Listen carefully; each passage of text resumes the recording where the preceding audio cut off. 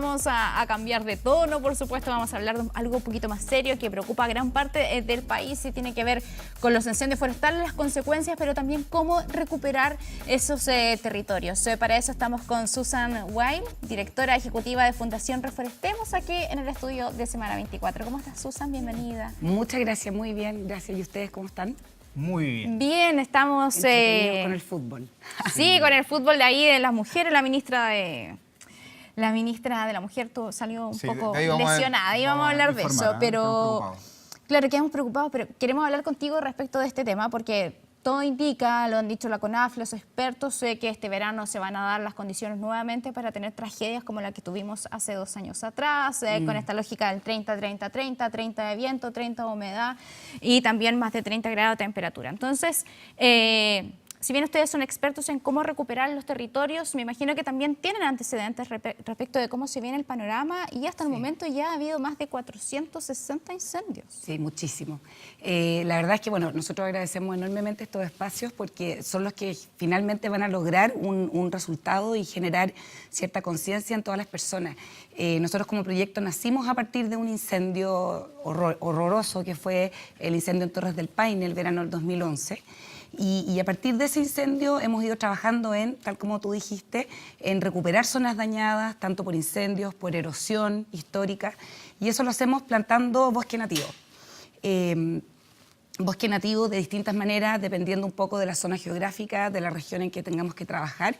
Y efectivamente, para este verano, la verdad es que los indicadores son súper complicados. La CONAF en el fondo ya ha dicho que de hecho en los meses de enero y febrero las regiones desde Atacama hasta Magallanes incluso van a estar en situación de riesgo altísimo.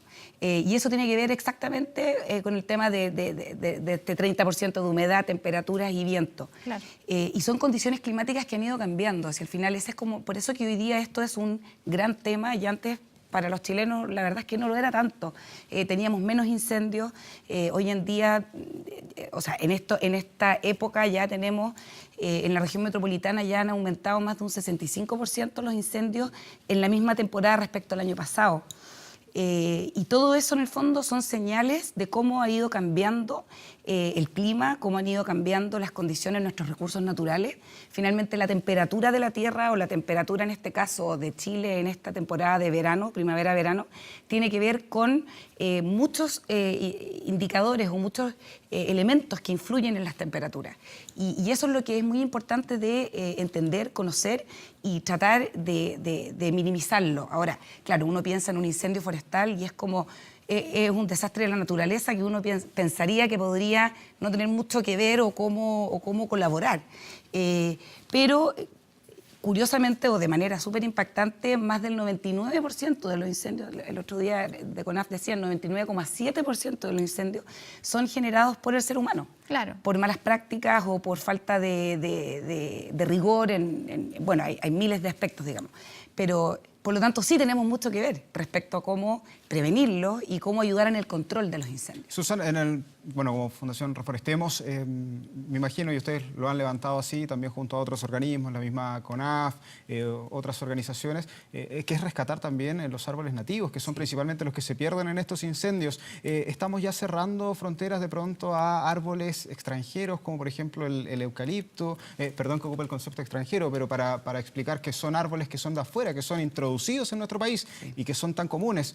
¿Se ha podido ir regulando esto? Porque sabemos, claro, es un árbol que crece más rápido. Sí, es productivo. Que es productivo. Exacto. Pero ¿cómo se controla este desequilibrio que en algún momento nos llegó a estar en esta situación de riesgo? Claro. Mira, es bastante complejo el tema en sí mismo.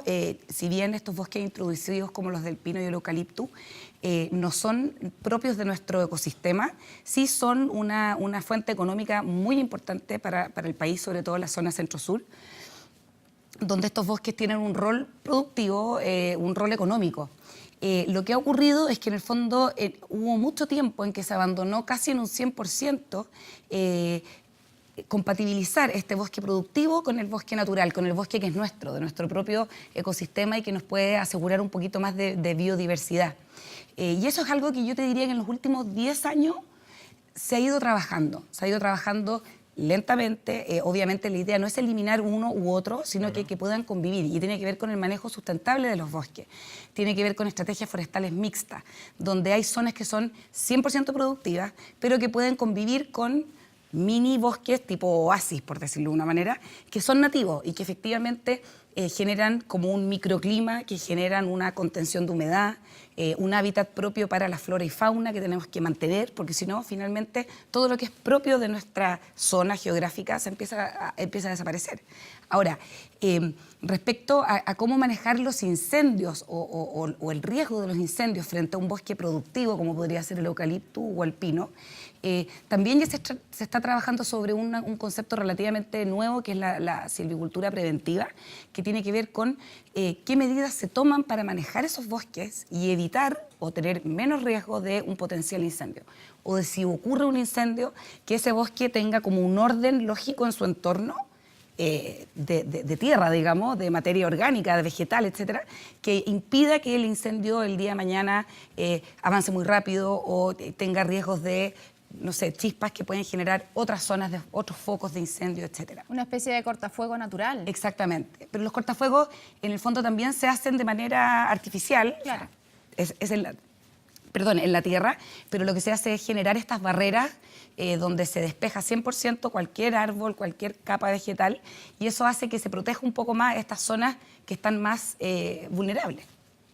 Ahora, ¿cuánto se demora en recuperar una zona tan afectada? Estaba recordando, por ejemplo, el incendio en China Muerta. Sí. De la destrucción de las araucarias. Una araucaria se demora más de 1000 años en crecer, entonces, ¿cómo se recupera un terreno para poder conseguir nuevamente tener esas especies nativas? Sí. ¿O eso ya...? No, eso mira, maravillosamente la naturaleza es sabia.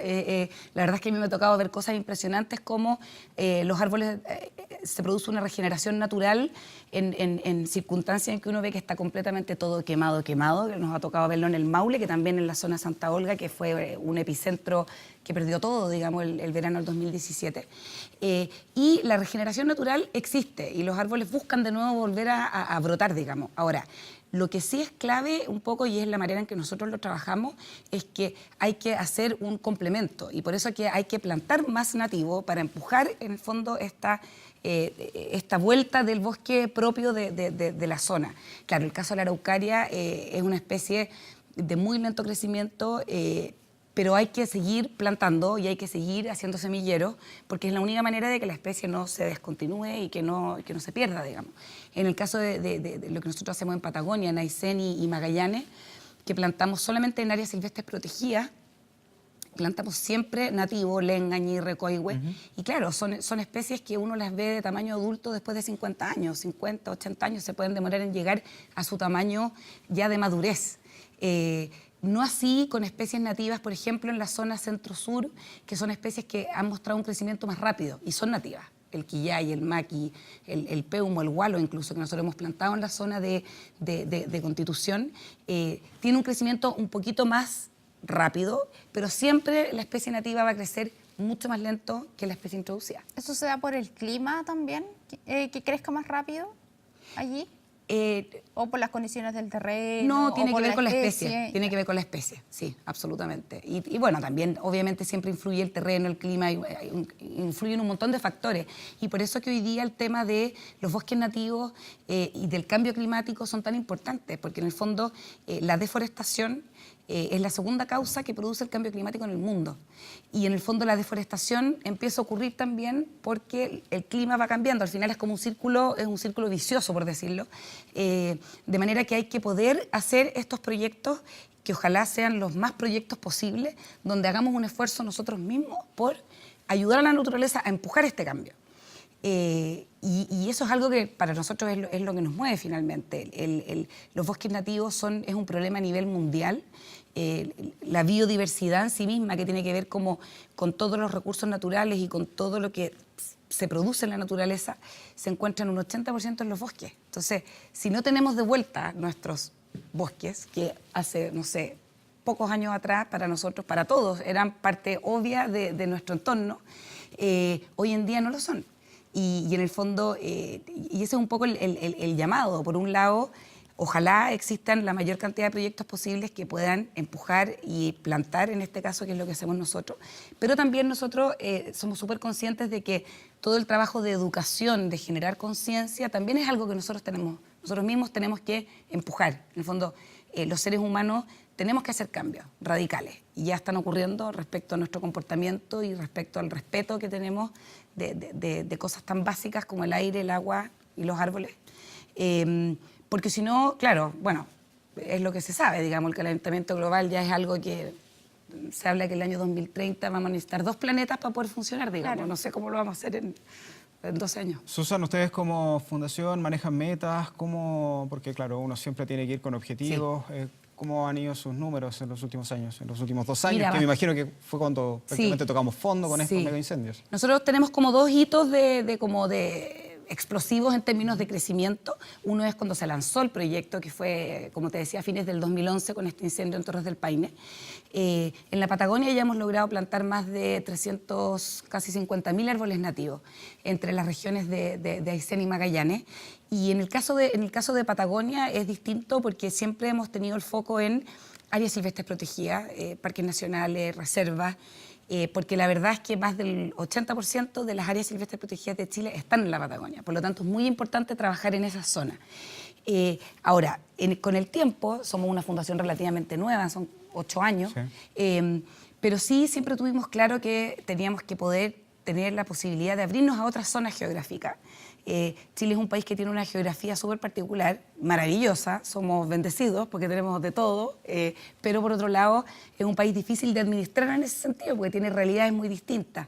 Entonces sí sabíamos que en algún momento teníamos que abrirnos a otra región y es lo que ocurrió a partir del incendio del verano del 2017, que se habla de la tormenta de fuego, que es el incendio más grande en la historia de Chile. Claro. A partir de ese incendio pudimos empezar a plantar que ahí fue otra meta cumplida, que en el fondo fue abrirnos a regiones en la zona centro-sur, que ya hemos podido tener proyectos en la región metropolitana, O'Higgins, Biobío, Maule, Ñuble. Estamos en el fondo a nivel como de alcance geográfico, hemos tenido un crecimiento súper relevante. ¿Y ustedes también trabajan con voluntariado? Sí. ¿O solamente con aportes, digamos, de empresas? ¿Hay gente que está en terreno, que trabaja con ustedes? Sí. Mira, es bien impresionante. Nosotros tenemos como 2 modelos de trabajo a nivel forestal, porque educación, comunicación, son otros como los caminos que se trabajan. Pero en el área forestal, que tiene que ver con plantar los arbolitos, trabajamos por un lado con plantaciones masivas, que en el fondo son a partir de personas expertas que trabajan en esto, que es su oficio, y con eso se hacen superficies grandes, extensiones grandes, importantes.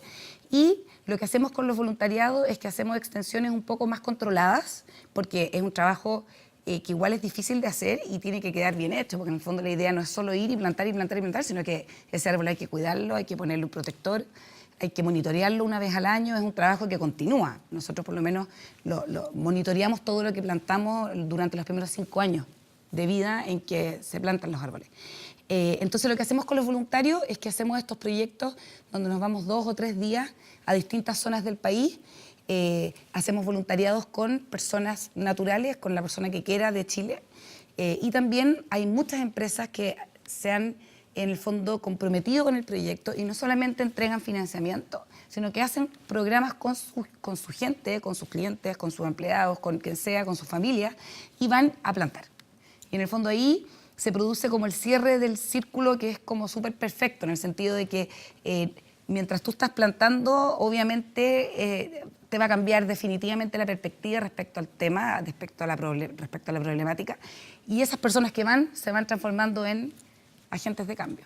Susan, este año tuvimos incendios lamentables en California, Estados Unidos, en Australia, en España también, uno de los más grandes en la historia. Sí. Te quería volver a preguntar o consultarte también si es que hoy día en Chile estamos ya preparados para este verano, ustedes como fundación, si están trabajando, si hay un plan bien estructurado y cómo están también ustedes como fundación participando de esto con el resto de los actores. Mira, yo creo que hemos aprendido a palos, digamos, pero como país yo siento que hemos aprendido. Yo creo que este es un año en que la temporada por lo menos se está como abordando de una manera mucho más planificada.